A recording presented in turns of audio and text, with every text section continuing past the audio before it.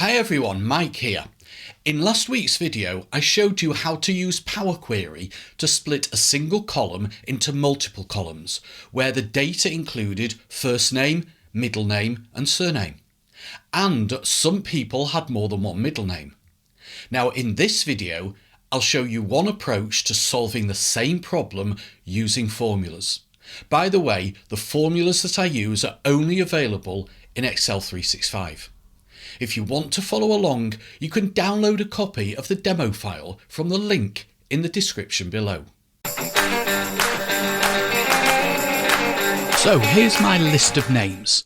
I want the first names in column B, the surnames in column D, and the middle names, if there are any, in column C. To extract the first names, I used the TEXTBEFORE function. It's a new function and it's only available in Excel 365. I want to extract everything before the first occurrence of the space character. So this is the function that I use. A1 is the cell containing the text, the space in double quotes is the delimiter, and the 1 means the first instance of the delimiter. I don't actually need that third parameter because it defaults to 1. To extract the surnames, I used the TEXTAFTER function, another function that's only available in Excel 365. I want to extract everything after the last occurrence of the space character. So this is the function that I use. Using -1 as the instance number returns the text after the last instance of the delimiter, because here we've got a varying number of spaces within the cell. To extract the middle name, I used a combination of TEXTBEFORE and TEXTAFTER.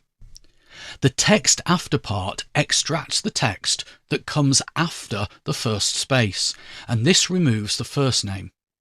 And this is wrapped inside a TEXTBEFORE function, which extracts from the text generated by TEXTAFTER anything that's before the last space, and this removes the surname. The problem with this is if there's no text between the first name and surname, because there's no middle names, it returns an NA.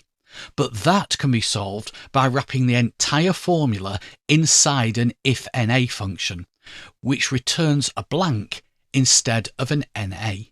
Well, hopefully you found this video useful, and if you did, please give it a like. And if you're not already subscribed, please consider subscribing to the channel.